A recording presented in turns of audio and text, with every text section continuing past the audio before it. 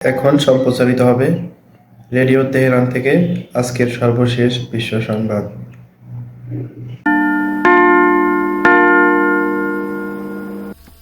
Radio Tehran থেকে শুরু হচ্ছে বিশ্ব সংবাদ।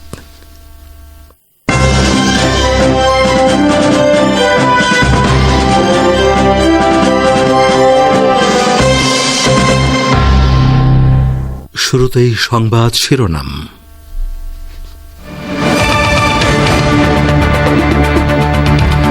হামাস নেতা হানিয়ার হত্যাকাণ্ডের যে প্রতিশোধ ইরান নেবে তাতে ইহুদিবাদী ইসরায়েলের ধ্বংস ত্বরান্বিত হবে বলে জানালেন ইরানের কোদস ফোর্সের কমান্ডার। গাজায় ফজরের নামাজরত ফিলিস্তিনিদের উপর বিমান হামলা, অন্তত 100 মানুষের শাহাদাত, আরও 2 সাংবাদিককে পরিবার সহ হত্যা করল ইসরায়েল। বাংলাদেশের রংপুরে আবু সাইদের কবর জিয়ারত করলেন প্রধান উপদেষ্টা ডক্টর ইউনূস। শিক্ষার্থীদের আন্দোলনের মুখে পদত্যাগ করলেন প্রধান বিচারপতি। এবং ভারতের আরজি কর হাসপাতালে এক তরুণী চিকিৎসকের হত্যাকাণ্ড নিয়ে রাজ্য জুড়ে তোলপাড়, অভিযুক্ত ব্যক্তি আটক, মৃত্যুদণ্ডের দাবি জানালেন মুখ্যমন্ত্রী।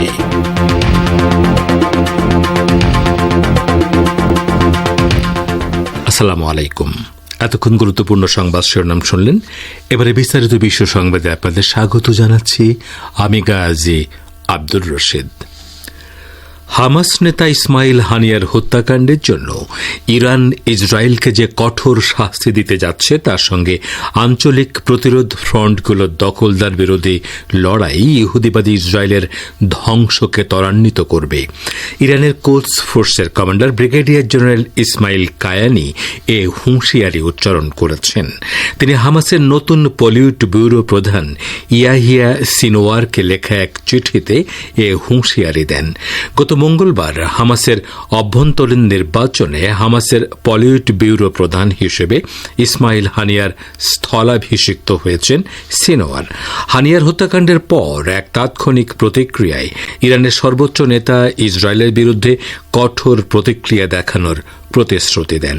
এ সম্পর্কে ইসমাইল কায়ানি বলেন, ইসলামী বিপ্লবের নেতা যেমনটি বলেছেন, হানিয়ার রক্তের প্রতিশোধ নেয়াকে আমরা নিজেদের কর্তব্য বলে মনে করছি।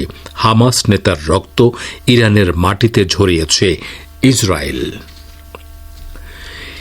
ইহুদিবাদী ইসরায়েলের বর্বর সামরিক বাহিনীর বিমান হামলায় ফিলিস্তিনের অবরুদ্ধ গাজা উপত্যকায় 100-রও বেশি ফিলিস্তিনি শহীদ এবং বহু মানুষ আহত হয়েছেন। গাজা উপত্যকার একটি স্কুলে আশ্রয় নেয়া লোকজনের উপর বিমান হামলা চালালে এই হতাহতের ঘটনা ঘটে। ফিলিস্তিনের সরকারি বার্তা সংস্থা ওয়াফা জানিয়েছে, গাজা শহরের পূর্বে আল দারাজ এলাকার আল তাবেইন স্কুলে বিমান থেকে বোমাবর্ষণ করে।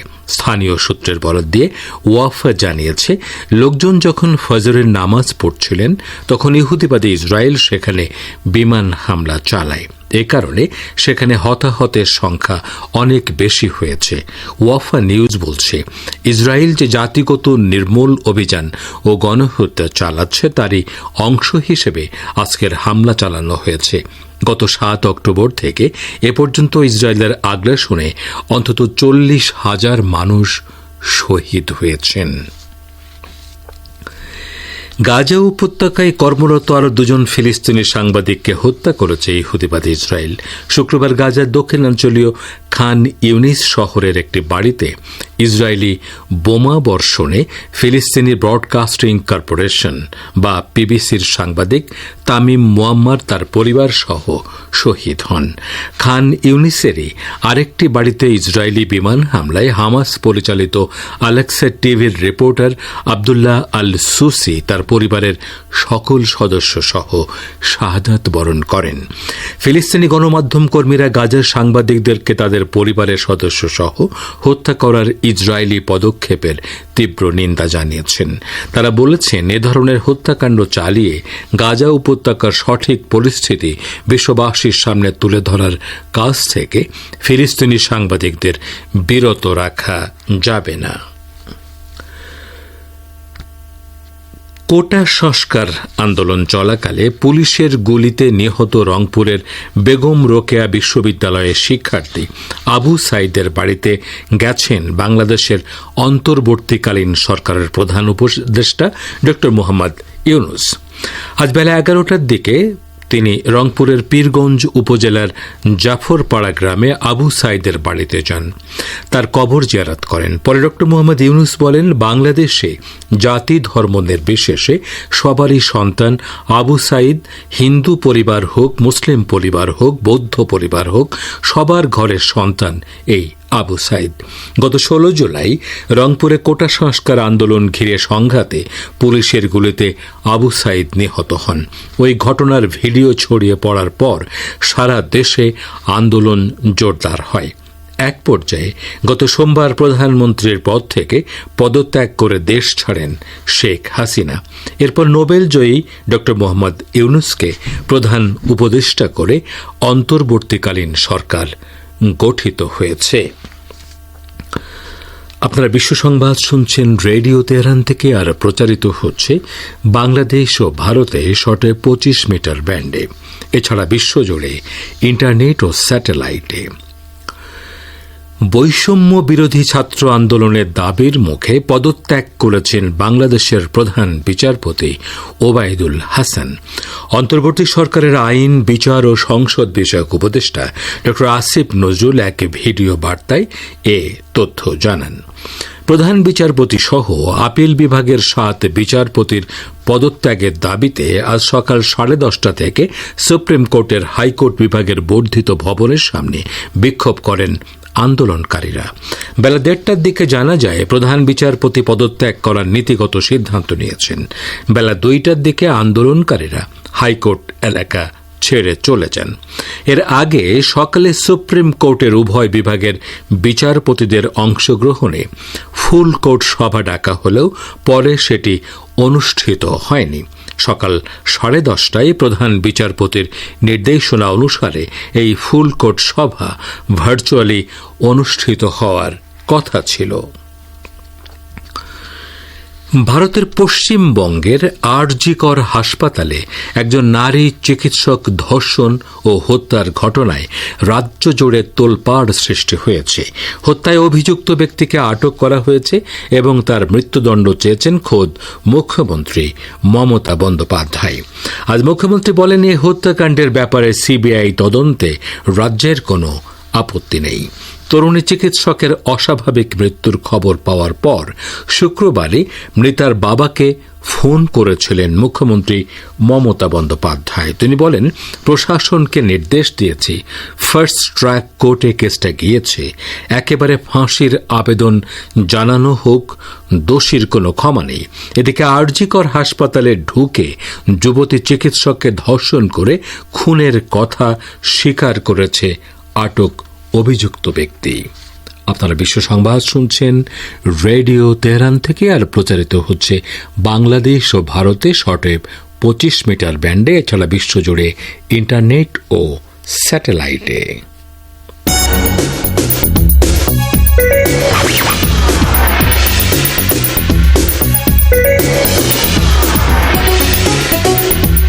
রেডিও তেহরান, খবরের সঙ্গে 24 ঘন্টা।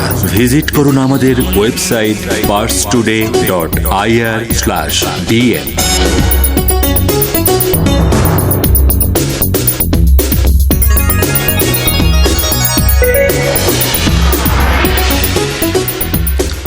আবারও ফিরে এলাম বিশ্ব সংবাদে। হোয়াইট হাউসের জাতীয় নিরাপত্তা যোগাযোগ উপদেষ্টা জন কার্বি বলেছেন, মার্কিন প্রেসিডেন্ট জো বাইডেন ইসরায়েলি চরমপন্থীদের গাজায় যুদ্ধবিরতি প্রতিষ্ঠার প্রচেষ্টাকে লাইনচ্যুত করার সুযোগ দেবেন না। ইহুদিবাদী ইসরায়েলের অর্থমন্ত্রী বেজেলেল স্মোট্রিচের যুদ্ধবিরতি প্রস্তাবের সমালোচনার প্রতিক্রিয়ায় জন কার্বি কথা বলেন। গত বৃহস্পতিবার আমেরিকা, কাতার এবং মিশরের নেতাদের একটি যৌথ বিবৃতি প্রকাশ করে হোয়াইট হাউস। এতে চলমান সংঘাত বন্ধের জন্য ইসরায়েল ও হামাসের প্রতি আহ্বান জানানো হয়েছে। এই বিবৃতির বিরুদ্ধে কঠোর প্রতিক্রিয়া ব্যক্ত করেছেন ইসরায়েলের উগ্রবাদী অর্থমন্ত্রী বেজলেল স্মোট্রিচ। তিনি যুদ্ধবিরতির প্রস্তাব প্রত্যাখ্যান করার জন্য ইসরায়েলের যুদ্ধবাজ প্রধানমন্ত্রী বেনিয়ামিন নেতানিয়াহুর প্রতি আহ্বান জানান। এর প্রতিক্রিয়ায় জন কার্বি ইসরায়েলের সমালোচনা করে বিবৃতি দেন। লেবাননের ইসলামী প্রতিরোধ আন্দোলন হিজবুল্লাহ বলেছে, উত্তর ইসরায়েলের একটি সামরিক ঘাঁটির উপর তারা আবার প্রতিশোধমূলক হামলা চালিয়েছে। শুক্রবার টেলিগ্রামে দেয়া এক বার্তায় এ ঘোষণা দেয় হিজবুল্লাহ। সংগঠনটি বলেছে, ইসরায়েলের ডোভে ব্যারাকে অবস্থানরত সেনাদের বিরুদ্ধে তারা অভিযান চালিয়েছে এবং উপযুক্ত অস্ত্র দিয়ে সরাসরি ইহুদিবাদী সেনাদের উপর আঘাত হানা হয়। হিজবুল্লাহর বার্তায় জোর দিয়ে বলা হয়েছে, ফিলিস্তিনের অবৈধ গাজা উপত্যকার ওপর ইহুদিবাদী ইসরায়েলের যে আগ্রাসন চালাচ্ছে তার প্রতিশোধ এবং ফিলিস্তিনি জনগণের প্রতি সমর্থনের অংশ হিসেবে তারা এই হামলা চালিয়েছে। গত 7 আগস্ট থেকে ইহুদিবাদী ইসরায়েল গাজার উপর বর্বর আগ্রাসন ও গণহত্যা চালিয়ে আসছে। তার পরদিন থেকেই হিজবুল্লাহ যোদ্ধারা ইসরায়েলের বিরুদ্ধে নিয়মিতভাবে প্রতিশোধমূলক হামলা চালাচ্ছে। জাতিসংঘে ইসলামী প্রজাতন্ত্রের ইরানের স্থায়ী মিশন বলেছে, অবরুদ্ধ গাজা উপত্যকায় যুদ্ধবিরতি প্রতিষ্ঠার সাথে ইসরায়েলের সন্ত্রাসবাদ এবং হামাস নেতা ইসমাইল হানিয়ার শাহাদাতের প্রতিশোধ নেয়ার কোনো সম্পর্ক নেই। শুক্রবার এক বিবৃতিতে ইরানি মিশন কথা বলেছে। গাজায় যুদ্ধবিরতি প্রতিষ্ঠার পর ইরান ইসরায়েলের বিরুদ্ধে হামলা চালাবে কিনা এমন এক প্রশ্নের জবাবে মিশন কথা জানায়। গাজা যুদ্ধবন্ধের ব্যাপারে আগামী সপ্তাহে যুদ্ধবিরতির আলোচনা শুরুর কথা রয়েছে। জবাবে ইরানি মিশন বলেছে, গাজায় যুদ্ধবিরতি প্রতিষ্ঠা আমাদের অগ্রাধিকার। যে চুক্তি হামাস মেনে নেবে সেটা আমরাও মেনে নেব। তবে তেহরানে ইসমাইল হানিয়াকে হত্যা করে আমাদের জাতীয় নিরাপত্তা এবং সার্বভৌমত্ব লঙ্ঘন করেছে ইসরায়েল। আমাদের আত্মরক্ষার বৈধ অধিকার রয়েছে এবং গাজা যুদ্ধবিরতির সাথে এর কোনো সম্পর্ক নেই। বাংলাদেশের দীর্ঘদিনের রাজনৈতিক নেতা শেখ হাসিনা গত সপ্তাহে ভারতে পালিয়ে যাওয়ার আগে প্রধানমন্ত্রীর পদে ইস্তফা দেননি বলে দাবি করেছেন তার ছেলে সজীব ওয়াজেদ জয়। তিনি আজ বাংলাদেশ সময় সকালে বার্তা সংস্থা রয়টার্সকে দেয়া এক সাক্ষাৎকারে দাবি করেন। ওয়াশিংটন থেকে জয় রয়টার্সকে বলেন, আমার মা সরকারিভাবে কখনোই পদত্যাগ করেননি, তিনি সে সময় পাননি। সাবেক প্রধানমন্ত্রীর উপদেষ্টা বলেন, শেখ হাসিনা একটি বিবৃতি দিয়ে নিজের পদত্যাগপত্র জমা দিতে চেয়েছিলেন, কিন্তু এরই মধ্যে বিক্ষোভকারীরা গণভবনের দিকে আসতে শুরু করে। তার হাতে কোনো সময় ছিল না, কাজেই সংবিধান অনুযায়ী তিনি এখনও বাংলাদেশের প্রধানমন্ত্রী। জয় বলেন, প্রেসিডেন্ট যদিও সেনাবাহিনীর সঙ্গে পরামর্শ করে পার্লামেন্ট ভেঙে দিয়েছেন, কিন্তু তারপরও প্রধানমন্ত্রীর পদত্যাগ ছাড়াই একটি অন্তর্বর্তী সরকার গঠনের বিষয়টিকে আদালতে চ্যালেঞ্জ জানানো যেতে পারে। শ্রোতা বন্ধুরা, আমাদের নিউজ ডেস্কে এখনকার মতো এই ছিল সর্বশেষ খবর। এতক্ষণ আমাদের সাথে থাকার জন্য অনেক অনেক ধন্যবাদ।